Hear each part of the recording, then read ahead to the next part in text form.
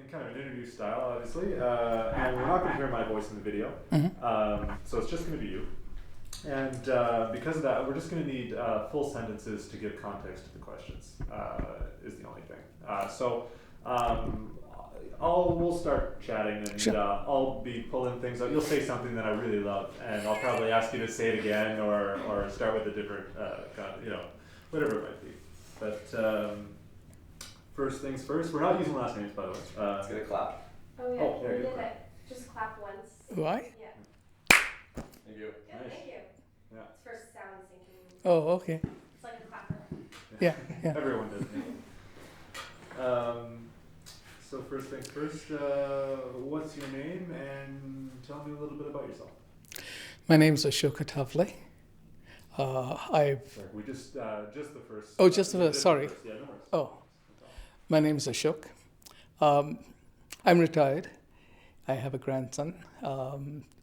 And one of my passions is traveling to as many countries and cultures as possible.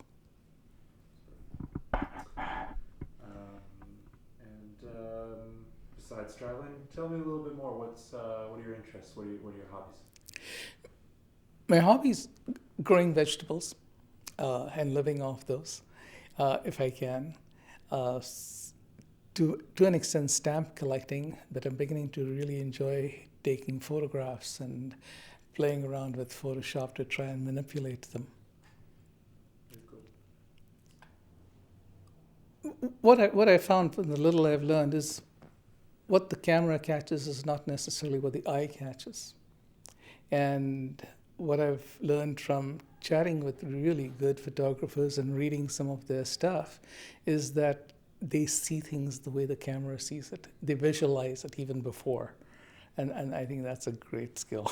That's very cool. What do you like to photograph? People or?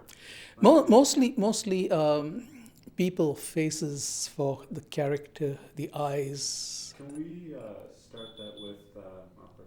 I love to photograph people. Yes, yes.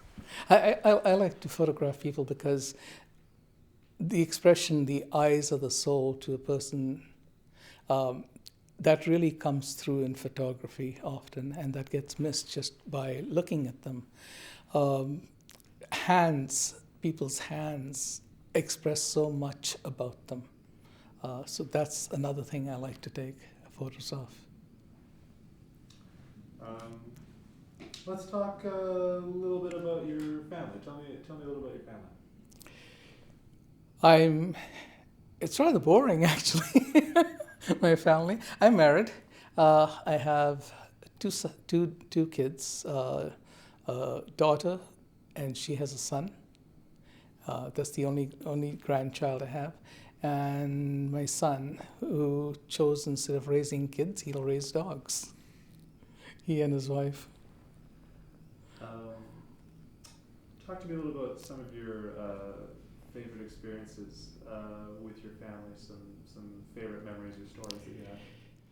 Oh, the most recent was taking my grandson to see parts of India this summer. That was one of my favorites. Always will be, because watching the culture shock on this young guy's face was priceless, because it told me he's got so much to learn and he understands that now a little bit to an extent. He's 15. The other priceless one was taking my son many, many years ago as his grad present to India also. And we stopped over in Singapore. And again, Singapore is very westernized, so it was not that much of a shock to him. But when he got to India, he was in total shock throughout, because he was being bombarded by the smells, the noises, the colors, and things like that. That's great. Why is your family so important to you? Well, the way I look at it, and I've always looked at it, family to me isn't just the person I'm married to or the kids I've had, but people who have come and allowed me into their lives. That's all part of family. And the reason for me that's important is because that's part of our history, part of my history, part of their history. And in learning about the common history that we all have, and we're not as different as we are made out to be often, which leads to a lot of the conflict that I see happening. Yeah, it's a really great answer. Let's talk a little bit about health. Why is let's say your health and your family's health both so important to you? One of the main reasons that to me health is important for me, for my family, is because we are, even though we're independent in many ways, or we will become independent in many ways, we are still very interdependent. And we have to be role models to and for each other and look after each other. If we're ill, it adds a toll, a different dimension to a family. It brings out the best and sometimes can bring out the worst in us. Role model is a great way to put it. How have you been a role model for your whole family circle and your kids?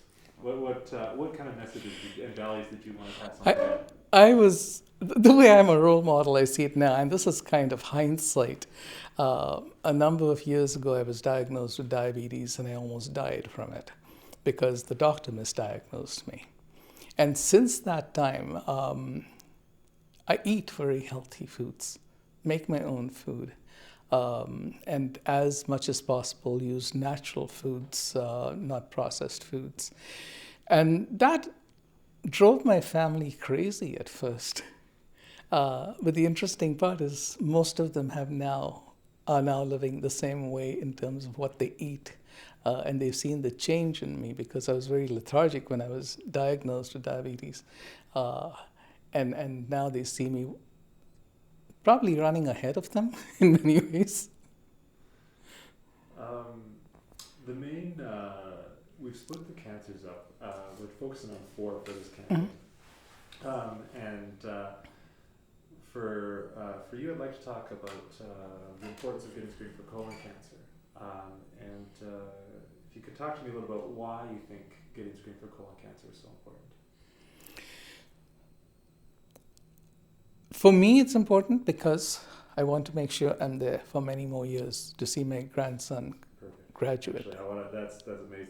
That's a perfect answer. Can we start with the getting screened for colon cancer is, because that's right on the money. That's great.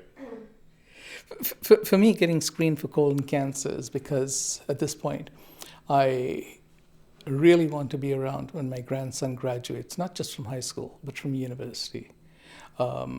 I'd like to see the kind of work he's done that I've been trying to mentor, and I'm hoping, in some way that's an influence on him from what he's seen in my life, and that he can carry on that kind of tradition of contributing to his community.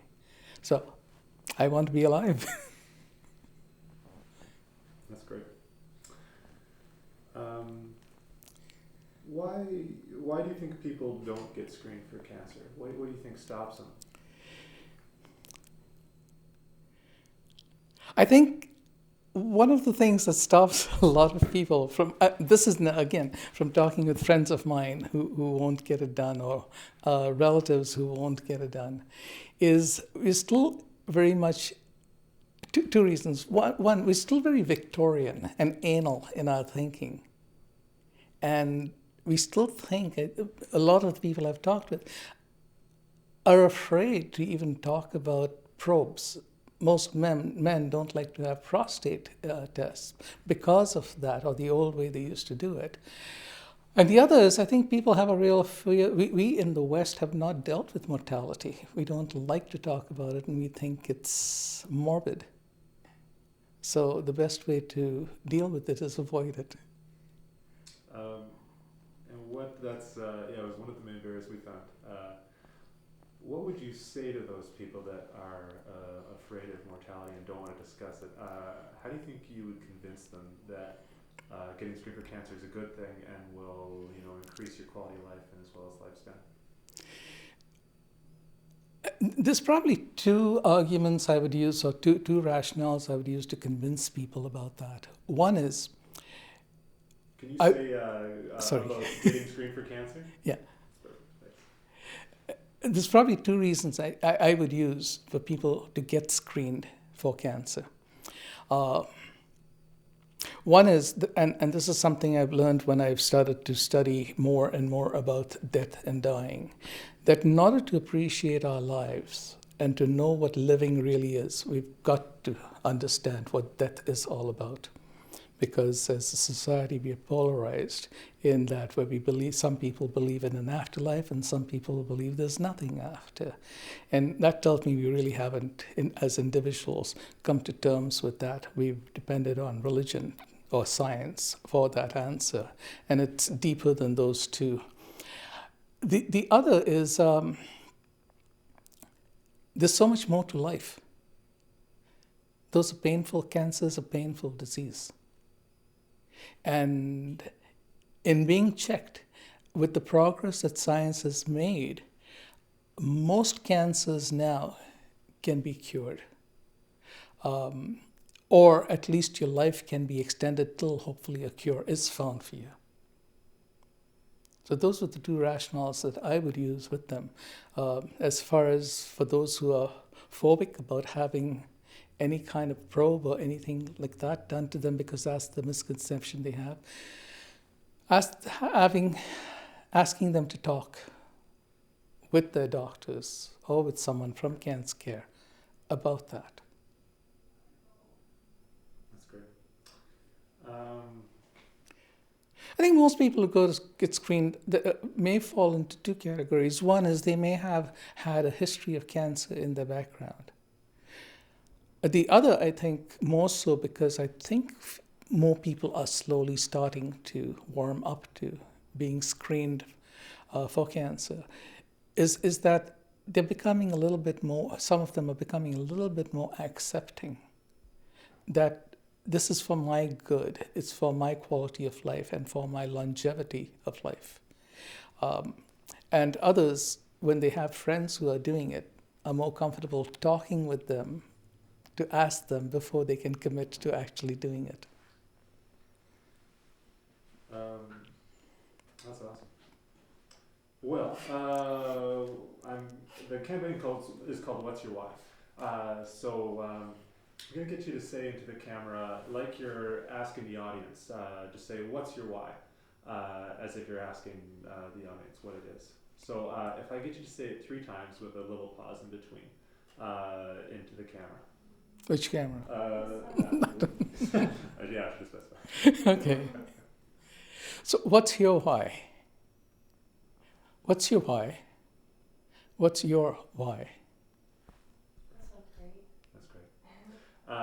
And same 3 with the pause. My name is Ashik, and that's my why.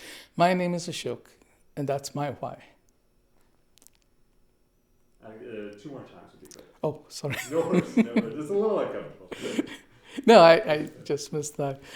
My name is Ashok. What's your why? That's my why. Oh, that's my why. No worries. My name is Ashok, and that's my why. My name is Ashok. That's my why. That's great. Yeah, a lot of good stuff.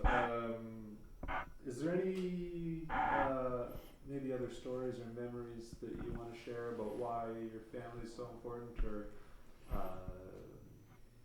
fun things you've done with your grandson? Right now, actually, he's coming over to my grandson's coming over tomorrow, and one of the fun things is he's finally clicked on that understanding your past is important. So he's going to be rummaging through all the old photographs and developing his own photo album of ancestors on both sides of the family, his dad's and his mom's, and photos of him as a kid that he has no memory of. And for me, that's the kind of thing that families are made up of. Where do you think you got that from? Why do you think he's really embraced that history and that family mentality? Because I think he's embracing that now, because he's seen over time that I haven't thrown old photographs away, some old black and whites of my grandparents and great-grandparents, and has watched me slowly work on a family tree and ancestry on my side of the family.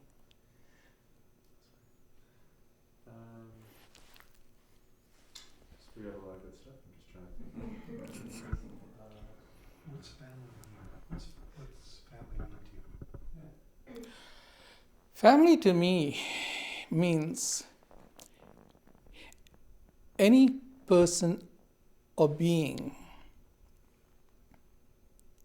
that I care about and that cares about me. It means honesty, it means sincerity, it means commitment. It means love is too cliche a word, but for want of a better word, I would use it.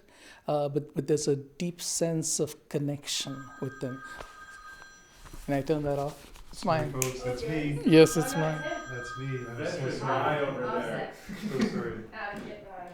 Well, I think mine's on too. Sorry Yeah, about that. Wow. So, That was awesome. Great. It was so good.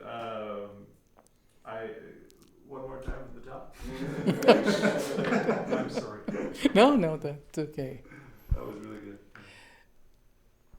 Family to me means people who are honest with each other, who trust each other, who care for each other, are sincere, and they may not accept each other's behaviors and idiosyncrasies, but they still care for each other in a very spiritual way. That's the word I was looking for rather than love, in a very spiritual way, because to me that's much deeper.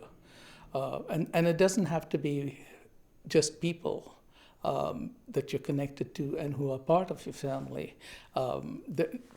Some people, their family is their dog or their cat or their birds, their pets.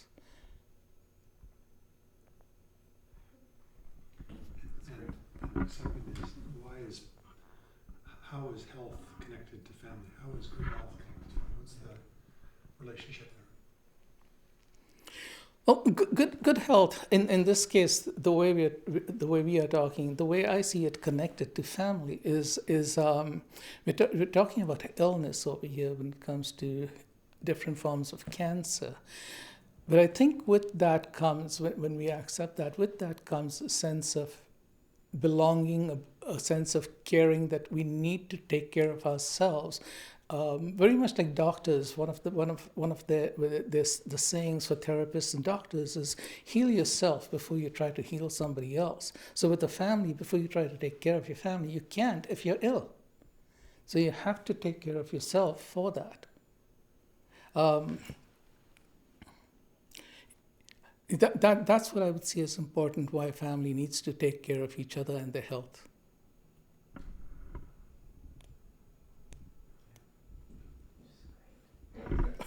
I got it. Just pondering. give me a moment here. I feel like we could go on forever. Given You have a wonderful such turn of good- phrase. Yes, you do. Yeah. Beautiful turn of phrase. Well, limited. Who's done? No, I think we should.